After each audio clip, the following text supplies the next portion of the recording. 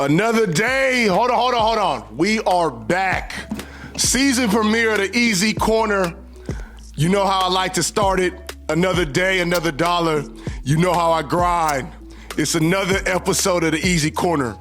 My guests, 5'5" from Hightower High School, the defensive tackle, the trench bully, Mr. Dailon Ellis, man. I appreciate you coming on, man, today, bro. Yes, sir. Appreciate that. Man, first of all, congratulations. Yes, sir. You guys avenged the loss from a year ago, the CE King, but like you say, every time, 0-0, 1-0 each week. But let's just kind of get back to that game and just talk about the emotions of that game, knowing that what happened a year ago, remembering what happened a year ago. Just talk about that. So before the game and like the week before, like the whole week, we've been preaching about we're not worried about last year. Whatever happened last year, it happened last year. We're a whole new team. We rebuilt it. We fixed some things, and we just got after it this coming Friday. So I feel like we just came out there, put everything behind, we just left it all on the field, and that's what really gave us the edge that game. I talked about CE King, North Shore, Atascocita, and Summer Creek being, I personally believe that is the toughest district in the state of Texas. And I feel like I'm standing alone on facts because 3 of those teams are in the regional finals of their respective regions. So just talk about that mindset, knowing that you're going into war with one of the best competitors in this city, not alone the city, but in the state. I'll say they had to play us too. We Hightower. They had their name. They got to play us. We had to play them. It's not just because they Summer Creek, North Shore. What they did in the previous years, they still got to put on their helmet, shoulder pads, and everything just like us. They got to go to practice like us, do homework like us. So I feel like the name and what they standing is, it don't matter no more. It's zero. Everybody's 0-0. So when you come into the game, it's not what you did your regular season, your stats regular season. Everybody going to the game fresh, and you got to go out there and ball out. How much did the experience play a part in that game? It played a lot. And being a leader on the team for like 2 years, so it's like, man, I've been a leader all my whole life. But like just from my freshman and sophomore year, just taking in that sit-back role and just listening to the leaders that we had on the team, it was like, man, it helped a lot because when now that I'm a senior, I know how to help my fellas out, how to help my teammates out, how to prepare us for the game, how to prepare us for the third down situations, how to just stop the run, how to make plays on the pass game. So I feel like that senior role and that being a leader role plays a long way in the experience of the playoff games. And in times that you need me, that's the times I can come through for the team. And that kind of leads to my next question. You've been making the big plays all year long, the big stops when it's time to close it out and try to get that stop on third down like you're initially finishing those plays. What have you learned about yourself in those moments? I feel like it's ever since I was little. Every time they call my name and whenever they need me, it's time to show up. And it came since Little League. I say, hey, we need one. I need you to go get the ball back. I need you to go do this and that. I got to go do it, and that's something I got used to. So it's not starting since high school. It's been since when I was younger. And my parents are always telling me, hey, come on, we need you. Go get us one. And I just feel like when it comes to third down, that's all that plays in my mind. I got to go make the play. It got to be me. My name got to be called, and man, I love it. Talk about that story. Obviously, like you said, Little League, like where it started for you, like this hunger and this love of the game of football. Just talk about where it started because, Dailon, I've been knowing you for a long time, and I said I think that you're one of the realest and one of the best leaders that I've ever came across, but I really never knew your story. So right now we're on the Easy Corner. We're just trying to break down everything. Talk about that, where that journey first took place. So it first took place when I was little, man. I played with some great coaches. That's what I was blessed to be with. Played with some great coaches from the Warriors. I played with the Cobras. Y'all can see I'm repping them today. I played them with all my brothers, and it's just like the coaches that I grew up with. And I just feel like that's been a blessing. And my parents just did a great job of just putting me in the right place and the right time for me to go make plays. And I feel like I did a great job myself of just handling, taking the gyms, learning lessons from the old heads, not just being like the young kids. Y'all got to listen, man. And I feel like that's what helped me out what I'm doing today because I listen and I learn, and that's what helped me. And then my story is just go out there and ball out. And my parents just helped me the whole way through. My family, grandparents, my older sister, I want to shout out to her because she really helped me a lot. I wasn't that big when I was little, but when I did get bigger, she was pushing me around still, just playing football. I'm a country boy, so like I was in the country, all the hay, picking up hay, mess with the horses. Man, it's just the work that you put in when nobody see it is just what shows, and that's the definition of me. The work I put in outside of football, outside of what y'all see on the internet, outside of practice, that's what shows on the field, and that's what really just make plays. You told me earlier you went to Dulles Middle School. Just talk about those times, because obviously, like I've told everybody this, and I'm going to go on record and saying this. Even though my boy Ethan Brown is right behind the camera, I'm on record and saying class of 2020, 2024, as far as like watching them grow, because I realize, like, I've seen all the basketball players and the football players. Like, to me, it's one of the best classes, like, as a collective unit, sports, like, from girls sports to boys sports. So just talk about those battles that you had at Dulles, facing guys like the Lakos, the Mo Cities, the Quo Valleys, knowing that this district is far known one of the best athletic districts. Man, shout out to them Dulles boys, man, because we had some great times. Shout out to Coach Bashaw, Coach Powell, man. It was so great times and memories there. And I would say Dulles is one of the, when I was there, my 8th grade and 7th grade year, it was very competitive. We grew up together since 5th grade, came in, and we already told the older guys, man, we don't care who y'all is, we stand on business. That's what it is. We stand on business, came in, took our spots, and came and played. And I feel like everybody in the district, Laco, Baines, they had their guys, everybody was good. But we were Dulles was definitely in the conversation of being one of the best teams in there.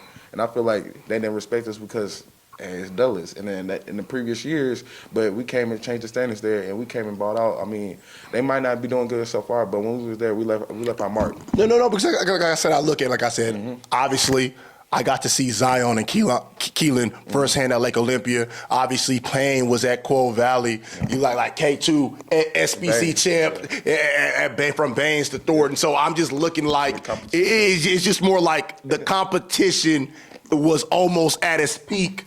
The year of 2000, the class of 2024. It started off. Go ahead. It all started off in the Fort Bend Youth League. The Cobras, the Bangs, the Stafford Cobras, Stallions, Gators. You had the Saints. You had all of, man. It started when we was younger. So when we all grew up, we all like, we got to play each other again. So it was all just fun and memories. And then shout out to them boys.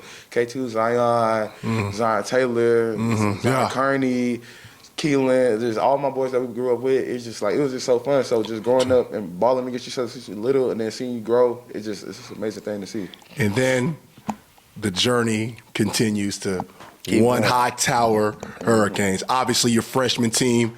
One can argue, has there been a better team since? Like from skill to skill. Obviously, you have Payne, you had Pinson at quarterback at the time, Zion, Ephraim, like those guys. Like, just talk about when you stepped into Hightower, and you know the legacy of Hightower. You know the tradition of Hightower when you made that decision to go there, knowing that the plethora of talent, like 3 years from now, we need to hang something bigger than a district championship. Talk about that. Man, that freshman year was amazing, man. The coaching staff, man, the players, man, the team, the bond that we had since Little League. That's what it all started off in Little League. And we just all came together to Hightower. Even though some guys left out, no disrespect to them boys, we still love them, we still see them and talk to them. But if we still had everybody on that freshman team in the class of 2024 at Hightower, our freshman year, we will still be some dangerous, and we are still some dangerous at Hightower. It don't matter who here, we just still play.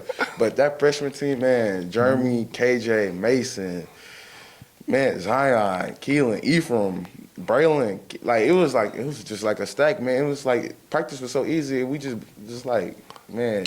What's the, because like right now, I tell everybody, bro, we're in a social media era. I would say this, the hype changed when LeBron made the decision to go to Miami to play with D-Wade and Chris Bosh. And I feel that's when okay, 8th grade year's over.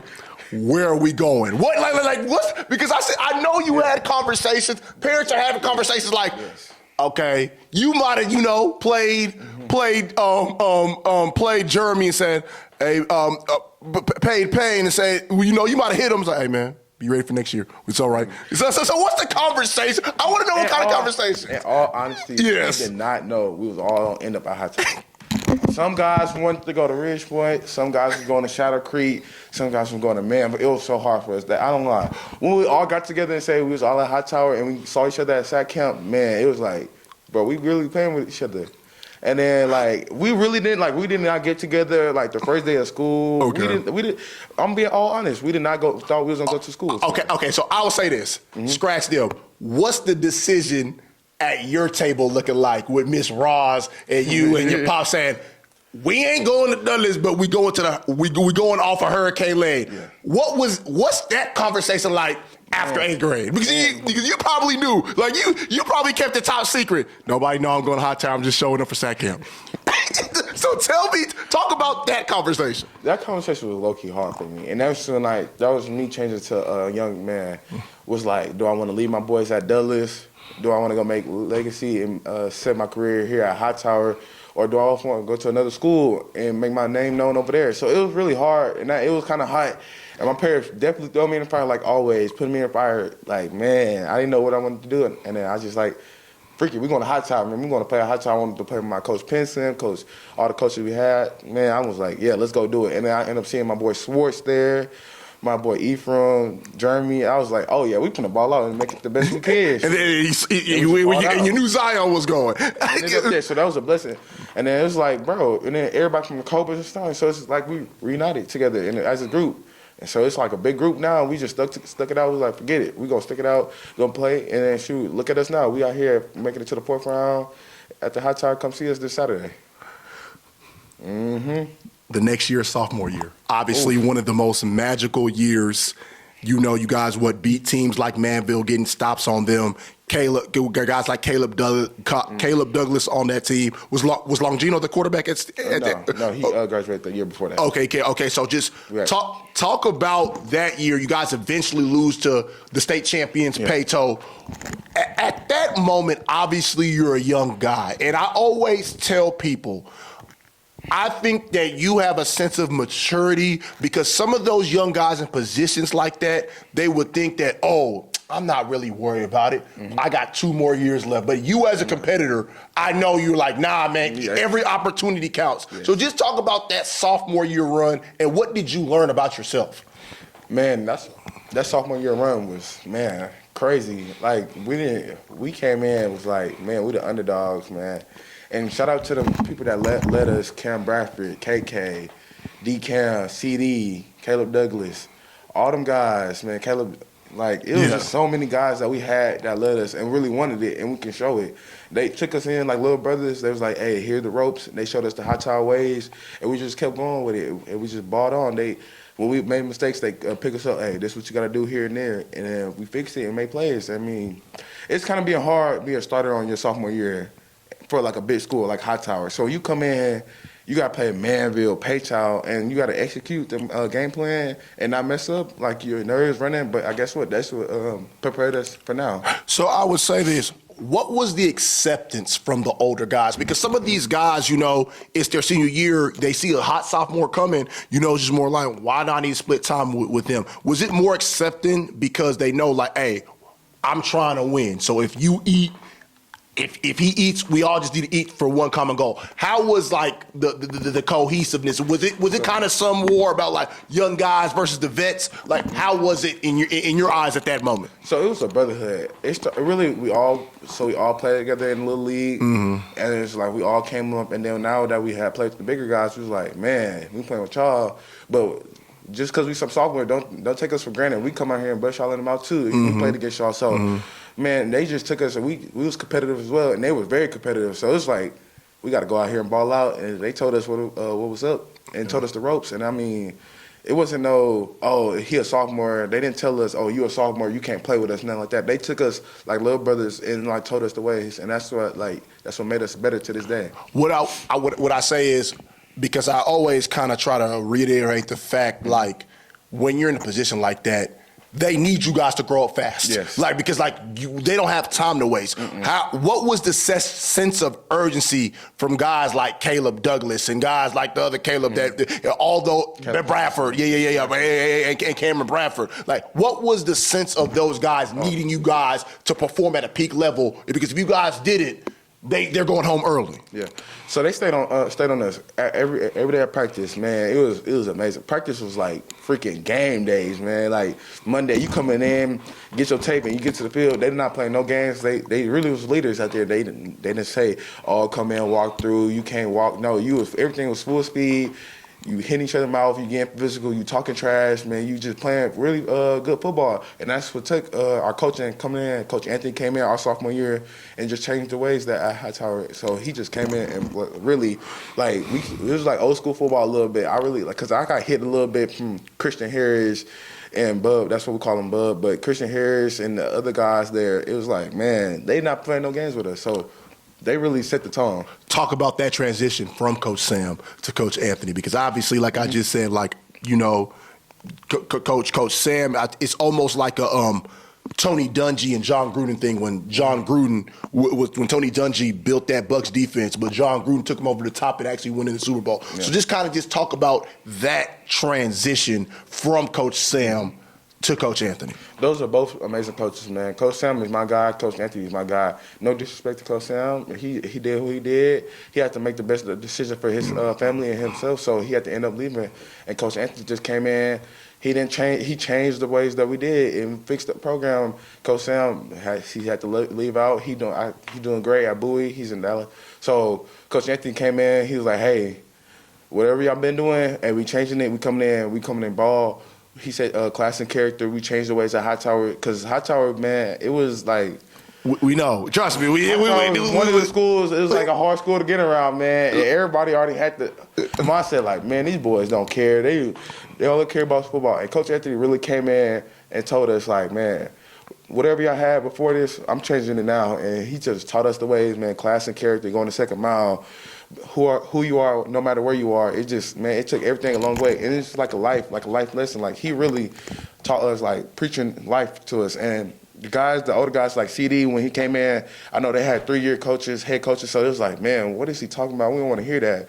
But they were starting to get it, and you could tell by the way we was winning our sophomore year, because that's a new head coach, and you're like, man, I don't trust it, but they start trusting the process and buying in what Coach Anthony was talking about, and then that's what just took it on. Even our junior, after that, we started buying into what Coach was saying. We just still went a long way, came short against C. Ken, but now look at us now and what Coach Anthony have done for us. So it just came, trust the process. That's what it is. Talk about Coach Anthony for a little bit, because at the end of the day, like, to me, he's a fiery competitor. Yes, but the one thing about it is, like you said, he's a man of God, but also, like, he praised this high character. Talk about how he has changed your perspective as a leader, the things that you know now that you really just didn't know then. Talk about those conversations. So the things I know now, man, Coach Anthony, and it's not just Coach Anthony, it's the whole coaching staff, man. And they are very man of God, and they lead us in the right way. And that's what really it took for us to, like, learn.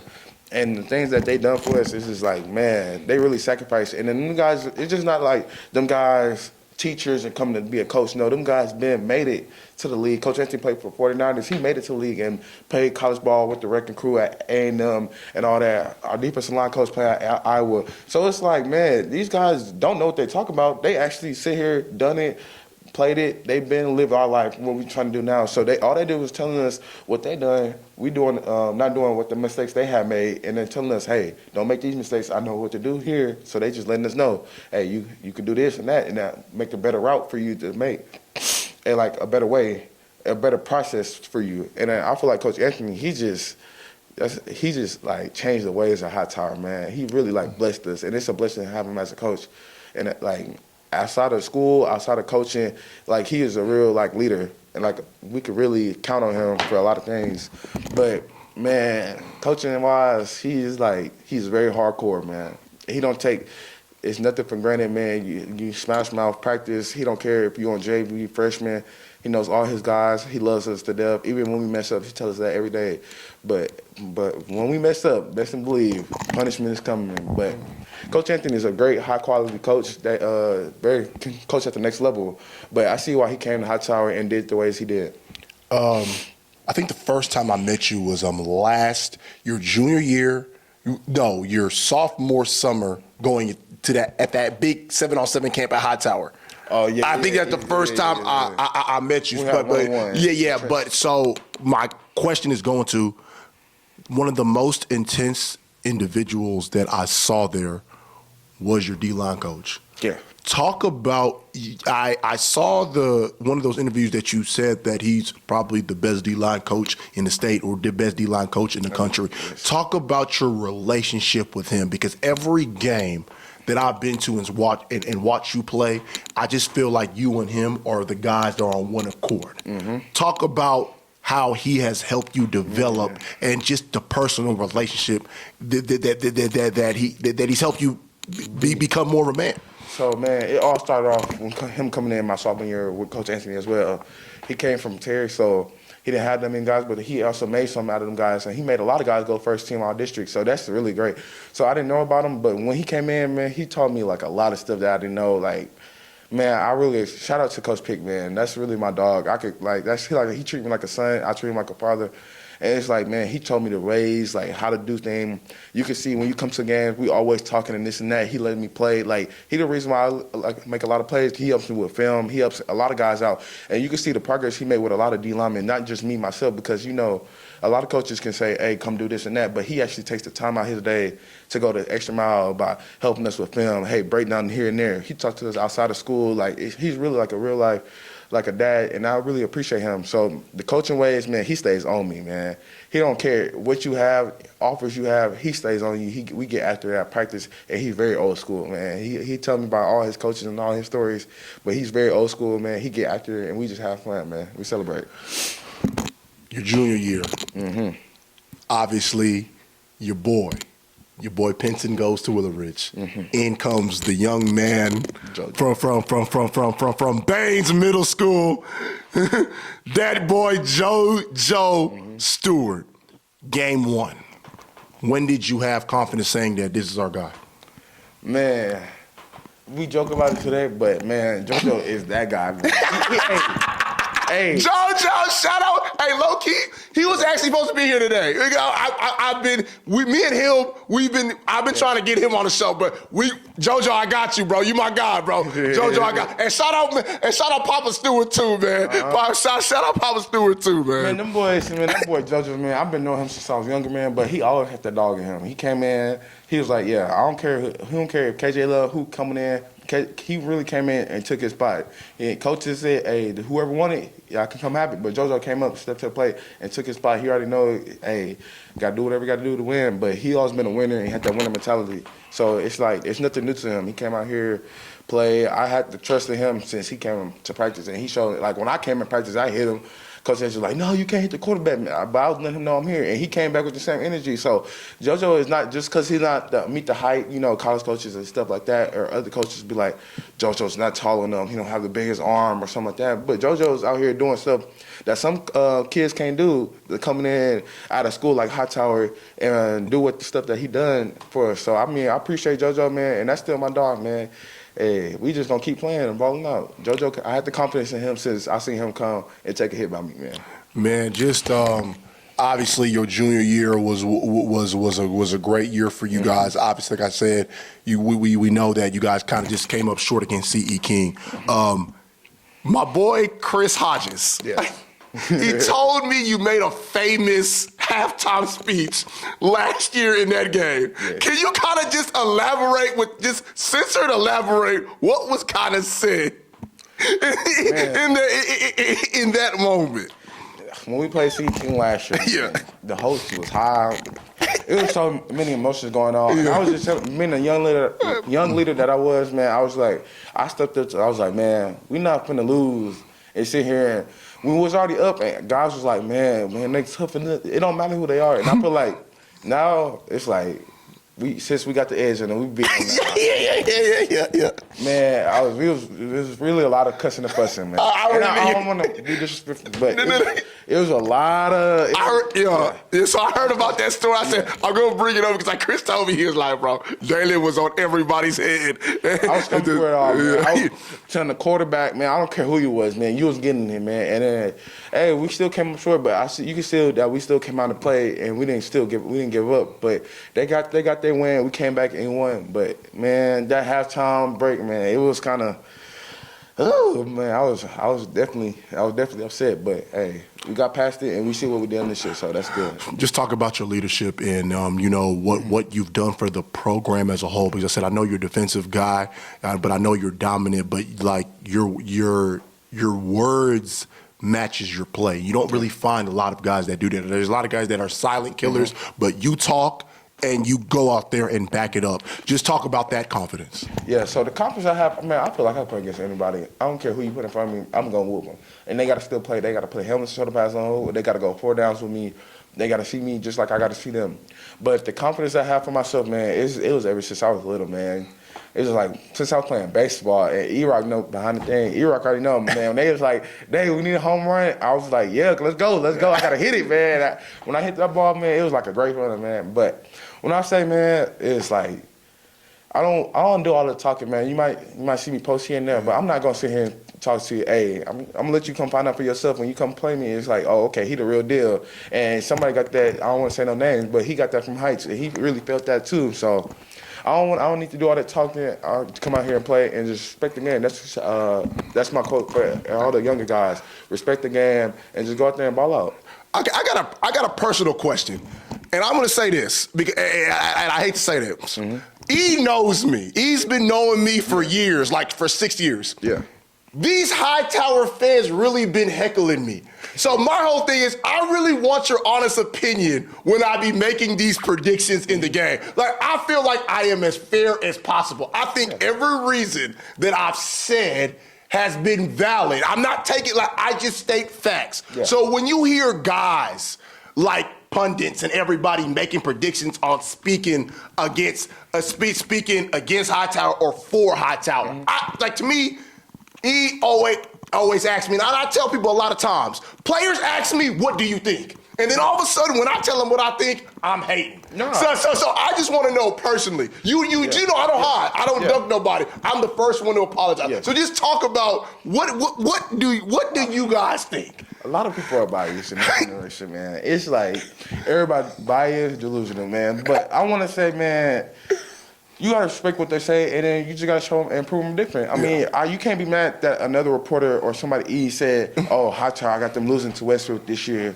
or "I got Hightower losing to C. King by this much this year." I mean, you just look at it. Oh, okay, that's just a sense of fire. Hold on. By the way, I did not pick them against C. King. I did pick them again. I picked them to beat them. I picked them this year to beat them. That's why I didn't show up. I said I'll show up in round 4. That's what I said. Yeah. But it's like I look as myself personally. I don't look at it like, oh. Man, I was like, all right, if he want to, and that whole team, that's the thing. The whole team has it. Oh, they want to talk about, oh, Hightower losing by this much. Oh, we losing to Summer Creek this week. Okay, we gonna show them. We don't gotta do no talking. And that's the thing. That's the thing that we like being as the underdogs. If you pick us and choose us as the underdogs, then you gonna say this and that about the opponent. We gonna show them better. We can tell you. And then I feel like as a community, as a Hightower community, man, y'all like to win, and I know that y'all understand. Y'all don't like nobody talking about your school. Exactly. But let's just accept what they say and forget what they say and just go out there and ball out. But I always just tell, for me, I'm willing to take the hit. I'm like, if I'm wrong, I'm the first one to admit I'm wrong. And the other thing about it is, you know that I show up. Like you see me visibly on the sidelines. Like, okay, E, you know, at least he's here. Like I told you, was it 2 weeks ago when I started the game and we were talking outside? Yeah. I said, at least I say it to y'all faces, not behind y'all backs. Yeah. So that's the only thing about it. A lot of reporters will be like, man, this is what happened. I don't make no excuse. I said, I just go everything off of factual. So I just want to know, like, do you guys kind of get motivated by stuff like that, or it's a motivation, but it's still just like, okay, you actually see who's on your side, who's really picking for you to win, and you see who your real fans is, and you see who's not your real fans. But it don't matter who. We don't need nobody to be no real fan or real not fan. We just need to go out there and execute what our coaches tell us to do.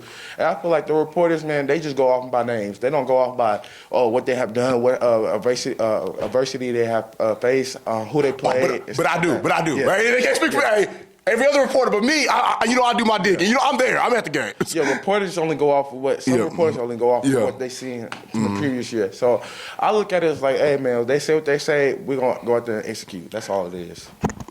Your senior year, obviously you're a senior now.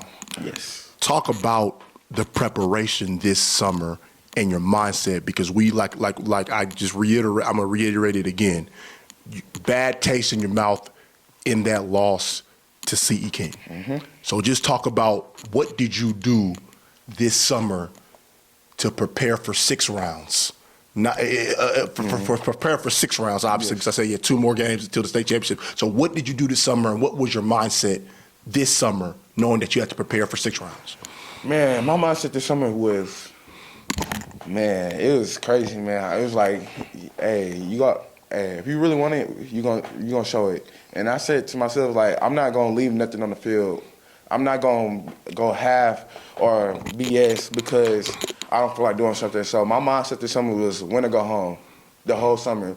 Hey, if you don't go do these 10 extra push-ups, oh, that's the reason why you're gonna lose. Oh, if you don't go out there and run, or if you skip the line, or if you don't go out there and go do some pass rush or work some moves, you're gonna lose. And that's the mindset that we really have as a unit and as a team. But as for myself, I was like, man, you can't settle. And my parents, it was staying in my ear. I went to camps, bought out of camps. I felt like I didn't do good enough. The next day, got my little rest. The next day, I hit it. Hey, got to go work. Got to do some more work. It's always some more work to be done. And it's still, to this day, it's still more work to be done and to better yourself as a young man. And I feel like this summer and the years before that, it wasn't just this summer that really made me who I am today in the playmaker the way I play make. Is the years I done, the years before, the time I put in before that. And I feel like that's the reason why I'm out here making plays now. And C. King just left like, man, we could really, and we saw like we could really win it. You just got to take the right leadership. That's what really made me a better leader. And the stuff that I do in school, like photojournalism, talking, and being a leader outside of like football, is just really like what helped me now to being C. King, and the guys that helped me, the coaches, the family members, the teachers, that just helped me just like be a better leader for myself. And that summer really just like sparked Dailon and turned me up for real. So I want to say, man, the summer was a great time, and I really just sat back on my life and was like, what I want to do, and I decide what my legacy gonna be and how I'm gonna leave Hightower. So right now, I just want to keep balling out right now and have fun and enjoy the memory. Dawson, the first game of the season. I was out pacing back and forth. I was like, are they going to get the job done? Ultimately, the defensive stops that you guys made, how did that game set the tone for the season? I mean, it's the first game of the year, so you can't really tell if you're going to set the tone, but it can show you what dogs you have in your team, and that really showed, like, we can really fight. We really fight back. Even when we was down against the horrible penalty calls or not making, like, we really bounced back and didn't give up, and we faced adversity. It was a tight game. Dawson is not no slouch team. They still made us for playoffs too. Just because they're not playing like Summer Creek or Atascocita or North Shore or another lab, they were still a good team that we had to play, and they came out there, punched us in the mouth. We came and punched back. So it wasn't like we was just lay over and let them win. We came out, fight back, and we ended up winning that game. Even though we didn't win like we wanted to, we still ended up winning. Talk about that. Talk about your defense for a minute. From guys like Kizzy, Makai, Caden Slater, my boy Mr. Devin Phillips, Ephraim, all those guys. Just talk about you leading those guys, and I really just believe that. Be better than the opponent. I think that's what it looks like from that defense. Like, if the offense is not playing well, we got to make sure that we're carrying them and playing well. Just talk about them a little bit. So, this defensive group, man, I want to argue with anybody in the state of Texas, I feel like we're the best defensive group that comes in here. You can say North Shore, you can say Duncanville. We might not have the biggest size, we might not be all 6'3", 6'2", but we're going to come in here and come play. It don't matter who you put in front of us, man. We're going to come in and ball out. And I want to shout out to our coaches, too, as well. Coach Mag, Coach Pitt, Coach Carr, Coach Ayala, Coach Prude, man. Them is weight room. We get after it, man. And I feel like we just come out here and ball out, man. The younger guys coming up and stepping up, Devin Phillip. The new guys that come in, Deshaun Mosley, the new DN, he come out here making big plays. The Gavin, the D-line. And then you heard the linebackers. You got Braylon Kizzy, Makai Davis, Caden Slater. You got a new guy, Moye. Y'all don't even know about him. He came in and bought out against C. King. So I'm just like, thankful for all them guys. And then you got the secondary, Keelan, Ephraim, Mikey, Cam. Like, we all, when you look at on paper, you look and be like, dang, these guys are not very big. But we all get out there and we all run to the ball. And that's really just killed a team because you don't see a lot of guys as a D-line, linebacker, and the whole unit is play together and play as one. Even though we get scored on, we come out here and ball out. But if you don't let them score, it's an easier way to win. So that's the mentality we have, man. Don't let nobody score on us and we go out there and play. Man, then there was to me, the culture-defining win.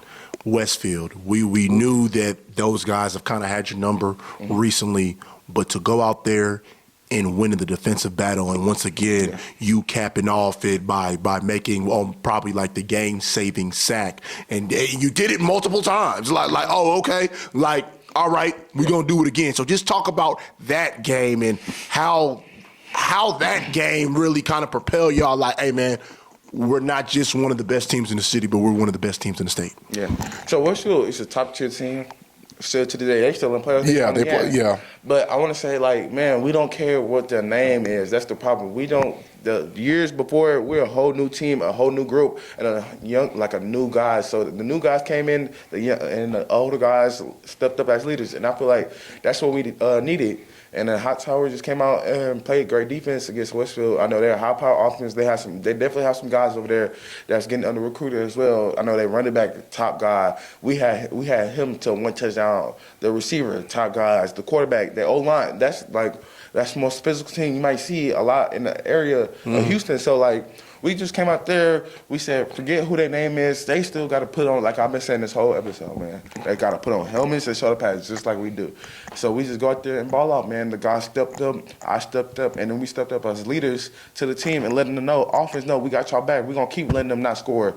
Then we hold the team to 7 points. And I don't think they have more than 230 yards total. I feel like they had like 100 besides the run. The run game. Yeah. So they only had I say at least 100 yards rushing and like 40 yards passing. But that's a great win. And I feel like that just took us a whole year. Like, we can really do this and we can really make the state run like we say we can. We just got to keep buying in and just doing our job and executing. I want you to talk about two guys specifically in your 2024 class, your brothers.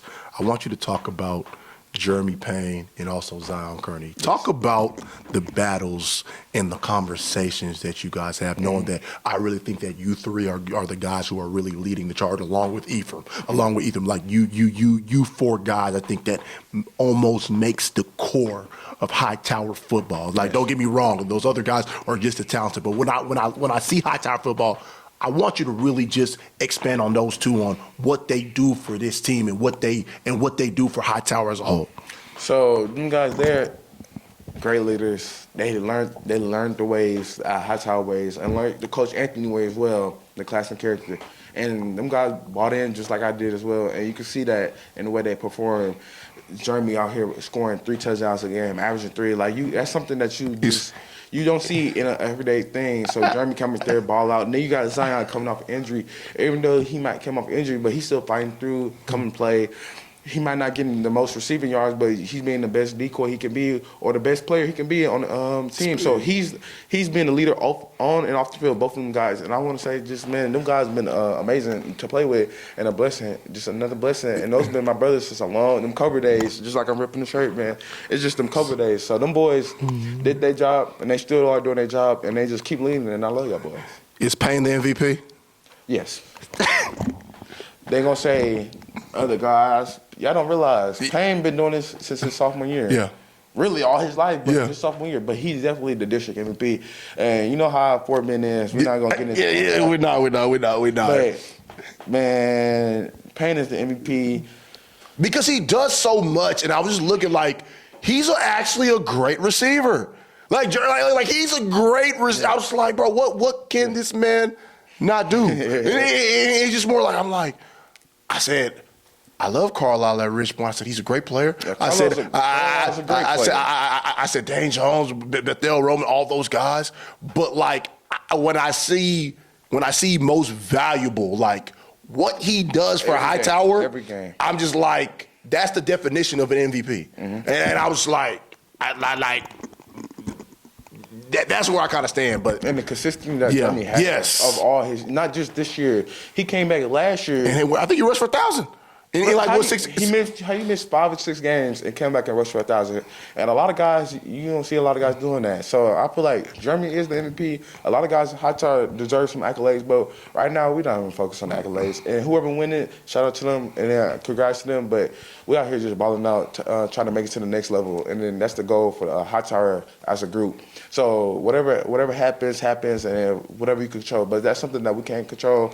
And I know that's something that you can't control. Yeah. But you know what real is and know what you want. Exactly. So exactly. Jeremy, Zion, man, also great players. And we definitely have some more guys that's great players. As you can see, Cam, great leader, Cam Reddick, Makai Davis, Braylon Kinsey, Jeremiah Swartz. Those are also great leaders on the team as well. So Jeremy and Zion just like helping us as the way how they commitments as well. Jeremy's committed to TCU, Zion's committed to OU. So them guys are just helping us as well with college recruits as well. So them guys are just being a blessing and very helpful for us as well. But shout out to them and shout out to the coaching staff. And then there was the emotional game against Rich Point. Yes. Talk about that game a little bit. One of the best games I saw all year, back and forth. It was a chess match. It wasn't checkers that night. But obviously, Rich Point got the best of you guys. Yeah. But the one thing that I do take away from that game, I was there after the game when you huddled those seniors and said for us not to have this feeling again. And I think since then, the offense and defense has been on the same page. Yeah. Talk about how that speech, no, not even that speech, how that game as a whole and the speech has propelled Hightower on who they are today. Yeah. So that game was just like a lesson. I mean, we can't win them all. We showed one to win. And by the way, that's the only loss they have on the season. They've lost one game, but that was that game. Yeah.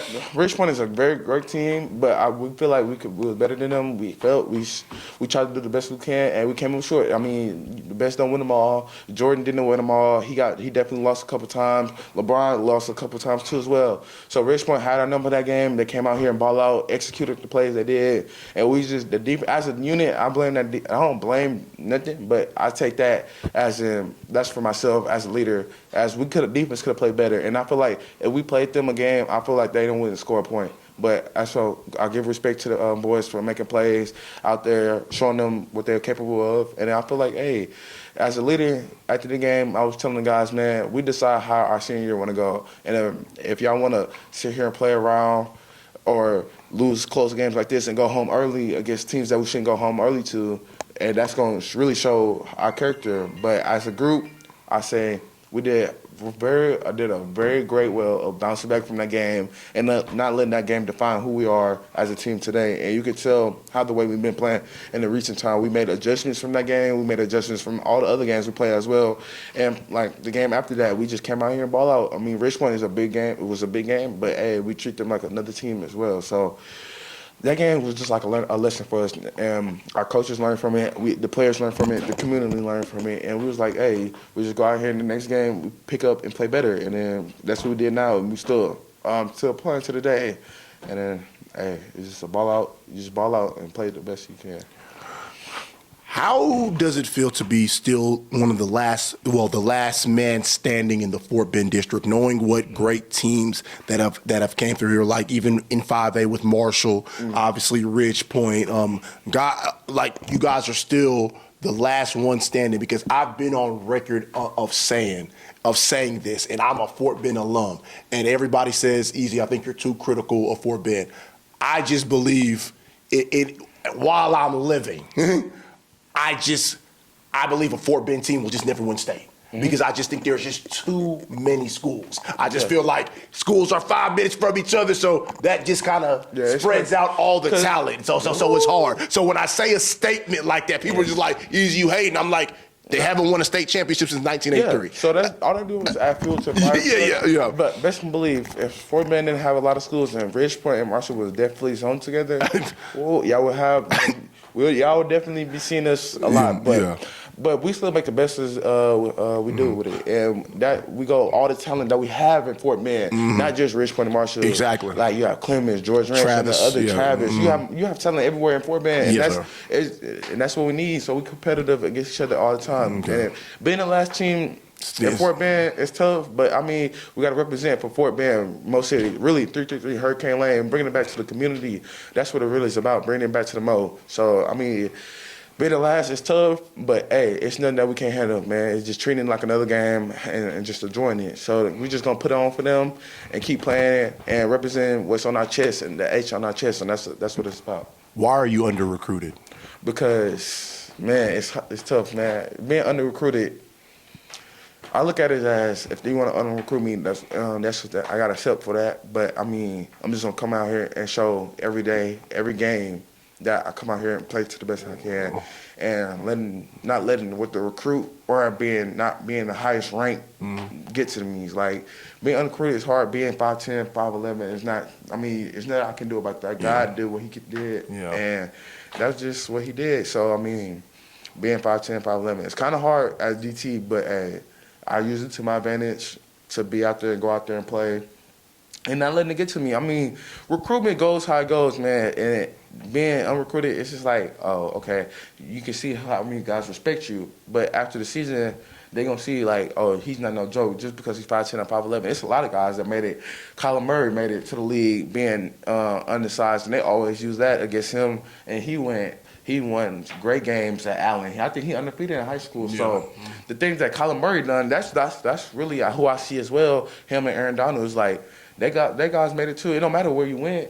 You can go JUCO. You can start off anywhere. It don't matter. It's just about how you finish and how you take care of your business during that route. So, unrecruited, it's just under-recruited. It's not. I'm not putting that label on myself. I'm under-recruited. I could be highly recruited as well. So my play is how my recruitment go. And just because I'm not offered by Ohio State or Oklahoma or these big old schools, it doesn't mean I can't go play to the next level. I want to play football for how long I can play football for, and that's what I want to do. It's not going to the biggest college. I want to go play football for the best school I can play football for and go represent my family and my last name. So that's really what it's about, man. Just being able to play the sport and respect the sport. That's what it's about.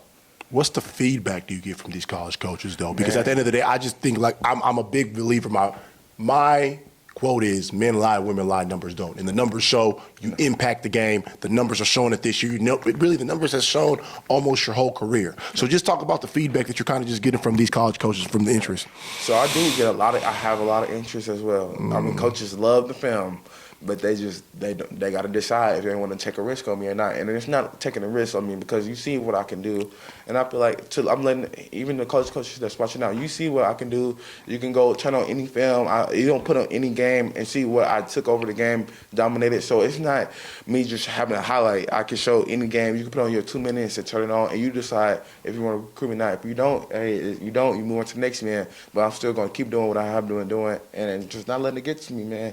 Just go out there and play. I mean, have fun and respect the game. It's not all about being 5 stars, being the top rank in your school. Like, just go out there and have fun. And that's what it's about, respecting the game and showing love to the game.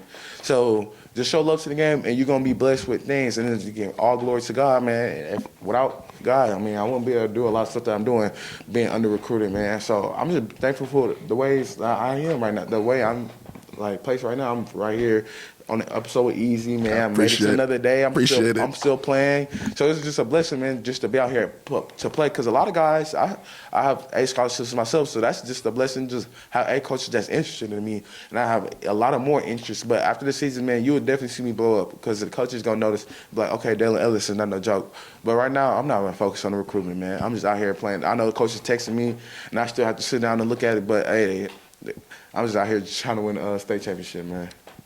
Roz Washington. Yes, sir. Let's talk about her. I told you this today. One of the best clips I saw. You had a highlight tape after that Westfield game when you make the big plays. You guys are embracing and shaking their hand like that's what's expected of you because of her.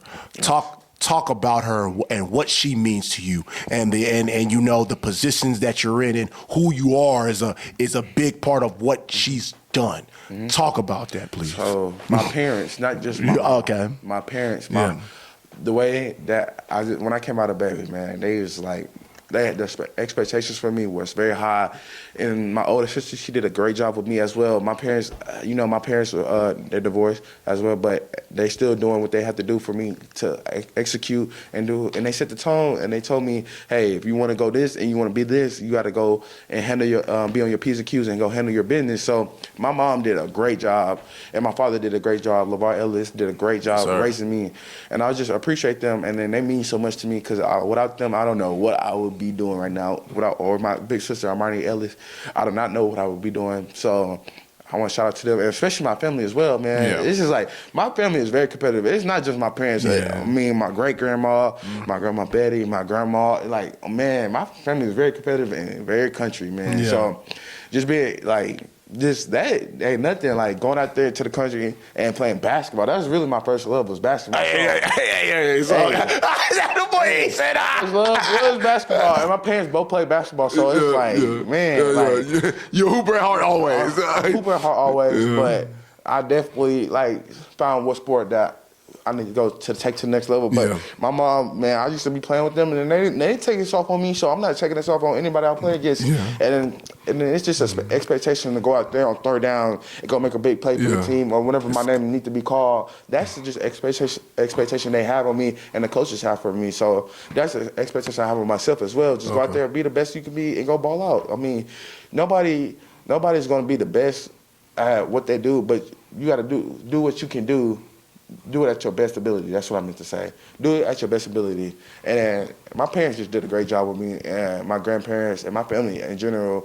E-Rock parents, Coach Al. Shout out Coach Al. That's my guy, man. Shout out the whole EB family, man. Man, shout out to them, man. They just did a great job with me, and just being like a parent role as everybody. Like everybody, I just take gems, learn from it, and they taught me the ways. So I just really appreciate everybody that been in my life and just helped me, not just my parents, because my parents had help from other people, and they helped me. So like, it was just a blessing, man, and just give all the glory to God, man. That's what it's about. So since you and E-Rock are two retired hoopers, game to 10, who's winning? Now it's probably E, but back in at his house, man, I used to get that boy powers, man. But me and E get action, man, and I don't say we play against each other a lot, but basically when we play on the teams together, man, that chemistry is something else. But obviously, he's here. Yeah. And the one thing, like I just said, he's playing his respective sport in baseball, in baseball at Wiley. Can you guys talk about the dynamic of you guys' relationship? Because at the end of the day, like, you know, when you kind of play different sports, you usually hang out with your respective sports people. But you two are literally always together. Yeah. And you know, obviously, E-Rock is 2023, you 2024. Yeah. Talk about what he's meant to you, man, and the dynamic. Man, that's been my dog since Little League, man. And that's my cousin as well, so I don't know. But I treat him like a brother, man. That's like, his family is like my mom and dad. My mom and dad is like just to him. So that's just like a brother to me, man. And he means so much to me, man. I mean, go out there and ball out. When you told him that you were doing the interview with Easy, what did he say? He said, I'm coming. He was laughing. He was talking noise. He was playing 2K a little early. I got to get back to that. So, man, I got to go whoop him on 2K. But it's like a competitive nature with E. And E is my guy, man. Like, anybody I could call on, him, my uncles, or my other big brother, man, I just call on him, and I'm like, E, this is what I got. And he teach me, like, because he graduated before me, so he knows the ways of what I need to do. And he's a competitor as well. Oh, well, I know. Trust me, I know. E. Are we really we really the district champs, bro? I don't care, bro. Yeah, exactly. Thank you. Yeah. Yes, Tyler Smith, we would have beat you. Yeah, so it's all good, but he means so much to me, and he knows. So I mean much to him too as well. So I know that, and we just go out there and have fun, man. And we do what we can. Like, man, it's just a great and it's a blessing to have E in my life. Saturday, 2 p.m. Oh yeah. Fair Stadium. Yeah, stadium. Summer Creek rolls in the fourth round, the round that I've said that I'm going to watch Hightower play in. I didn't come to the first 3 rounds because I was that confident. Like I said, I told Dailon, I said, let's do this interview next week. I told him, I said, I'm not doing it. Yeah. I'm not doing it before CE King. I said, we're going to do this interview before you guys play Summer Creek. What's your team's mindset? What's your team's preparation like? Obviously, you watch the film. You know how good that team is. You know, and you respect that team. Yes. But once again, like you say, they have to strap up. Yes. They have to play the game. The game still has to be played. So just talk about what's your message to your team and what's the preparation the coaches are telling you guys? Man, the preparation for the team is like, man, we want to know. Go out there, practice. But you want to know, we got to do 100-yard sprints, go to 110. Just the preparation we had as a team since week 1, since Dawson, been the same. And we treat every team just like each other. So it don't matter who their name is or what they've done in the previous years. We just go out there and ball out. And the things I'm telling my team, and they already know that I love them, but we're gonna get on them boys, and we're gonna play and let them know what we here. It's not just a slouch, and just because we're Hightower or we didn't make it to stay or the fourth round a lot, that we're not just capable of doing it or we don't have the experience. We have the experience, and then we have the guys to go do it. And I trust and I believe in my guys that we can go out there and execute against any team that you put in front of us. And I feel like we can play to the best ability that we can. And I just love them boys, and I'm just happy to play another week. I mean, a lot of people play not making it to Thanksgiving. Yeah. Like, it's just a blessing just to play in the fourth round in the atmosphere, like just having fun and playing the sport that you love most. So I'm really happy for these boys, and I'm ready to see what they can do Saturday at 2. And Summer Creek, we coming. So I just want y'all to know, hey, we ready. We're not ducking no smoke. We're not gonna do all the talking on the internet. Other teams learned their lesson about that. Bar stools. Oh yeah. If they want to talk, they gotta back it up just as well. So man, we ready to play anybody, man. We can play them tomorrow. We're gonna be ready. So I told myself the thing that I'm looking forward to is obviously it's the high school playoffs, but I think that we're seeing probably 2 of the better running backs in this state in this game. So that's what I'm just looking forward to. What do you see on tape that you feel like they kind of do differently than any other team? So what I see on tape is they're physical. They're a physical team, but we haven't played. Okay. So we're gonna treat them like every other team. Go out there and punch them out and execute our job as a defensive unit. Okay. So we're not gonna change nothing up for Summer Creek or who they are. We're just gonna come out there and play high-side football. And we have the best running back in the state of Texas. And you can mark that, book it, you can quote it, anything. We have the best running back in the state of Texas, the best quarterback in the state of Texas, and the best receiver core in the state of Texas. And we showing that right now. And I just want to say, man, we practice against the best. So if we practice against the best every day, Monday through Friday, and coming out Saturday, you're going to see, and that's going to show. So Jeremy, I really feel like he's the best. And no disrespect to Summer Creek running back, he's great. He's absolutely talented as well. And that team is very talented as well. But they still got to play us just like we got to play them. So I feel like we're just going to be the overcomer in that game. And I want to just go out there and ball out. I told JoJo last week, not even last week. This past week, I texted him on Instagram, and I kind of let him know. I believe that's the biggest win of your career. The CE King win was the biggest win of his career. Of his quarterback career. Yeah. What's the volume and the importance of this game? Obviously, we know this is one game away from a state championship appearance, but what does a win do for a career like yours? Like how bad do you need this win? Well, I want to say, man, Because the only reason why I asked that because there is career defining games. Like I feel like Westfield was a culture change game. Like we ain't city good, we're state good. Yeah. So like just talk about a game like this. Obviously, like I've been telling everybody, Summer Creek. I said I favor them against y'all, but I said because of the fact that they were in the tough. I think they're in the toughest district in the state of Texas. Yes, and I just said they went toe to toe with a North Shore tie game going into the fourth quarter, but obviously they ended up losing by 10. That's the only loss they have. So I'm just looking at it from a perspective like I just said when you battle adversity, even though I'm not saying Hightower hasn't battled adversity, but like I just said, week after week after week, they have looked like a top-tier team. Even though I'm going to go on camera and say Hightower is a top-tier team, I feel like if you guys win this game, and I'm going on the record as saying that, it will not be surprising. It will not be surprising if the Hightower Hurricanes win this game. But I do believe that Summer Creek should be favored. They should be the favorite. And I understand that they are going to be favored because of what they have done. And, the teams that have played. So I respect that district as well. They have played in a tough district. Yes, sir. So a lot of teams wouldn't make it in that district. And that's a tough district to play in. But at the end of the day, we got to go out there and still play the game. So I feel like our guys, I trust in my guys to go out there and have fun and play the game to their best ability. And I feel like we got a number on them too as well. So they got to play as well. And we play against the best. I say we play against the best in Texas every day at practice. So, No, I believe that because like it was the one thing like I just said, I'm really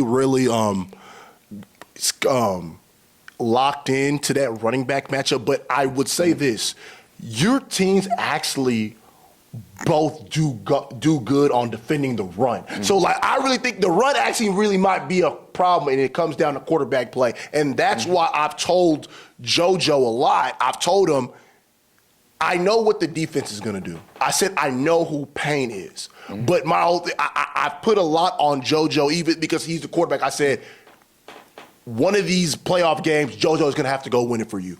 Your answer to my assessment of that. JoJo's QB1. He got to go out there and ball out. That's it. There's nothing else to be said. And he knows he got to do it. He knows tasks and he knows what the question is to do for himself. So JoJo knows what he got to do. And I feel like he knows and he wants to go out there and win big games and treat Summer Creek like just every other team and go out there and ball out. I trust in JoJo. I believe that our offense will come together. And if whatever it takes to beat Summer Creek or any other team that we have to face after that is going to be what it is. But I feel like right now, we got to come out there and show the city, the state of Texas, and the nation that Hightower is just not no slouch team, that we can really compete against a high-level, high-district playing teams like Summer Creek. And I feel like when we play them boys and then win that game, already claiming it in advance, is that we going to come out there and show it. It's not going to shock us. It's going to be shocking a lot of people and the reporters that, these guys are no joke. And we're going to really show that. So I feel like it's gonna be definitely gonna be a great game. Don't want to disrespect our opponent as well because Summer Creek are 11. What's their record? 12-1, I think, or 13-1 right now. So I respect them boys a lot, and I feel like it's gonna be a good game. So come in, tune in Saturday at 2. We're at, man. Tell them we're at. Cypress Stadium, man. Cypress By Stadium. the way, yes, sir. By the way, Yes, I'll be rocking this shirt. At the end of the day, it's all love and respect at the Easy Corner. This is the one thing that I said that there are certain players that I know I could talk to, and I really kind of appreciate you because my whole thing is I know the sense of maturity. You know that I'm not into the trash talk. I'm into the statistics and the facts and watching and what I see on film. So I appreciate you actually coming out and letting me know, like, hey, look, doing this because I said at the end of the day, I have the utmost respect for the Hightower program, and I have the utmost respect for you guys as a leader. We're gonna do some quick hits before we get out of here. Give me your top 5 defensive tackles in the league. In the league, I say Aaron Dailon is one, but he plays everywhere. And then they're not gonna like this, but I say Jordan Carter. Okay. Because I see the physicality he have. Number 3, Dexter Lawrence. 4, Javon Hargraves. 5 is always a hard spot in the top 5 situation. That's kind of a hard spot. It's like you got a lot of guys, man. And it's like a lot of young guys in there that been making havoc too. So number 5, man, I don't know, man. I gotta leave that one up. Okay. But number 1, and I guess I'm always gonna be number 1 is Aaron Donald. I'm gonna leave that up there for now. But the other guys, man, I say like Jalen Carter is a top dog. He's making a lot of plays. And then you got Dexter Lawrence. He does what he does. He's unblockable. Yeah. Who I said that for?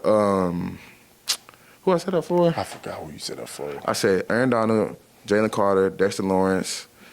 Ooh, who I said for? Man, it's the NFL, man. I haven't really been keeping up with the NFL as much. Like NFL is not. Yeah. I say college football is better than the NFL. Oh yeah. And we definitely need to. They definitely need to bring back before I graduate. NCAA. Yeah, we know. Trust me. Trust you. Give me the top 5 opponents you faced in your high school career. Ooh. The state champs got to be one. Okay. Hightower is number 1. I mean, them boys really showed us what's up. Okay. Number 2. I don't know. Number 2 is a toss-up of Manville or Westfield. Okay. 3, C. King. 4, the only why I put C. King at 3 and not 2 is because we have lost and we also had to beat them. Yeah. And also, when we played Manville, we came close games, both of them twice. Yeah. So it's like, so I say 1, Paytown, 2, Manville, 3, Westfield, 4, C. King. And number 5, it's crazy. It's got to be Ridge Point. It got to be. I was waiting for it. I said, I don't think Dailon want to say that. I don't, because I feel like both of those years that we have lost to them, it's been like, man, it's been something like, why? Like, but also I got to give my respect to them because they came out there executed just like, wait. But I feel if they still were into the playoffs and we had to see them this Saturday after 2, I feel like it'd be a different situation. Yeah. But, hey, you can't control what happened already. It's over with. But Ridge Point is definitely – but I don't feel like Ridge Point will beat those other teams that I named. Yeah. Besides, they might beat King, but that Manville team, that sophomore year – Payto definitely not, right? Nah. But Ridge Point is definitely a top team in the state of Texas. Let's give them their respect and their props of what they have done this year. Shout out to Austin. That's my boy. I still talk to them today. We still joke about it.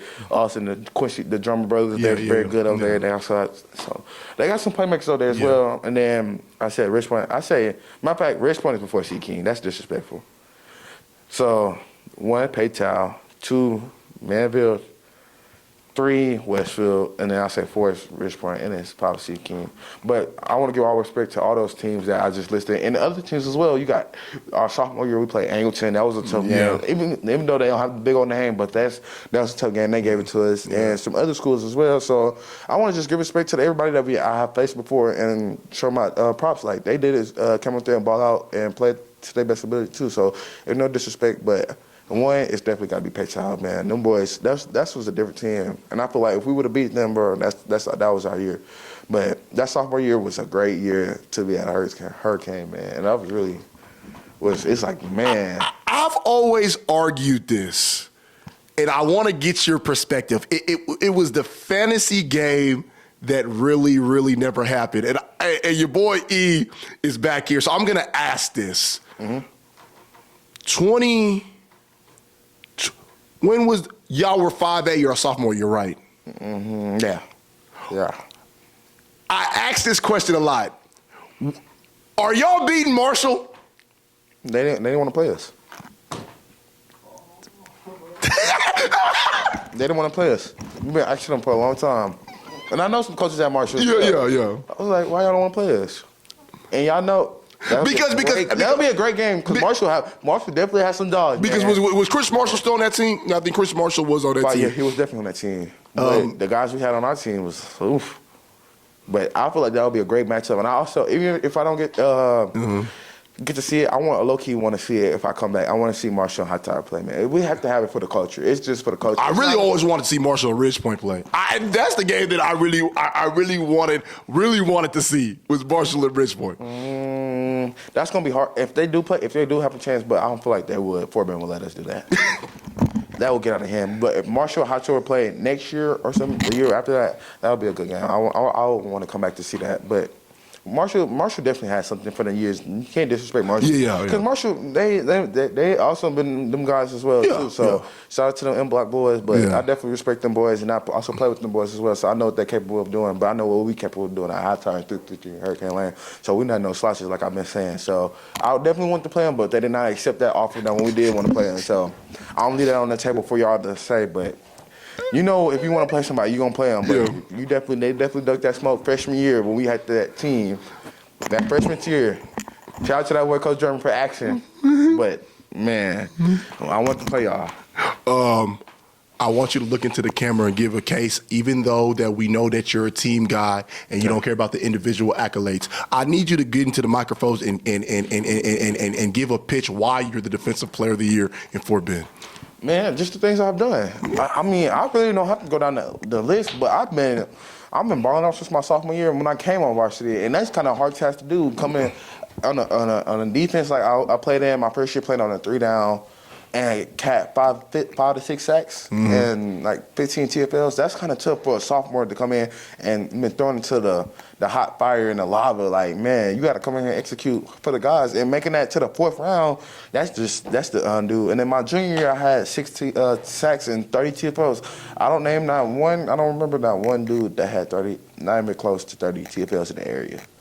Well, it was probably a couple, but it was definitely some guys. So I definitely deserve it, but if I don't get it, it's respect to whoever gets it, and I'm not tripping. Exactly.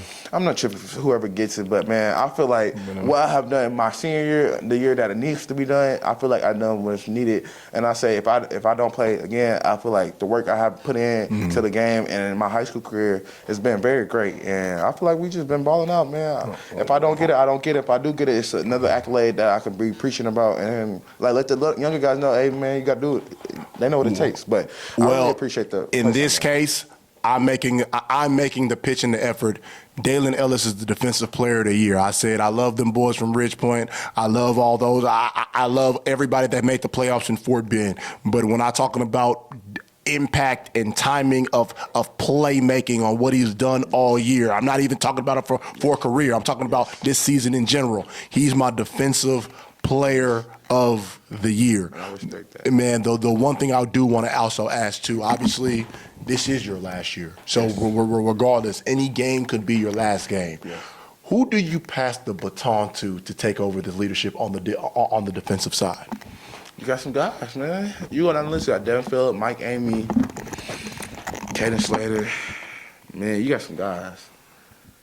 You got Moye, a guy that stepped up, but he like silent killer. You got Devin Phillip, you got Gavin. Man, I got a list of guys that you can go down the list, but whoever takes it, and that's what I told them, and that's what my coach preached all day. When it's all said and done, somebody has to step up and do it. And for me, when I was a sophomore, I was learning, like, I had to step up next year, my junior year, so that's what I done. So I know some guys that's going to step up, and whoever does step up, it don't matter if you're the best or the worst player on the team, bro, just step up and do your job. And I appreciate you for stepping up in the leader role, because being a leader is not easy. It's one of the hardest tasks to do on a team in general, especially a big team like 6A, Hightower, is definitely hard, but whoever steps up, step up. But I want a D lineman, my head honchos, shout out to them boys, to step up and do it. But I give it to anybody that steps up and do it. I mean, who cares, man? I can't control that right now. So, but I'm preaching everybody to step up and be a leader, and I'm telling the guys the ways right now and the things that I'm doing to be a better leader and what they can do to be a better leader when they get the chance and opportunity to do it. And my last question before we get out of here, what do you want your legacy to be as a Hightower Hurricane? The impact I left on the school and the team. I want that to be my legacy. The way I moved, the way I played, the way I had the respect for the game, the way I just left Hightower is like what I play. If I don't play again tomorrow, I want you to know like I was like one of the best DTs in the state of Texas, and I'll let my game talk for itself. You can put any game on and I can show you. You don't gotta go through the highlight tape. You can go to any game and pick what game you want to see if Dailon Ellis played in, and I feel like that's my legacy.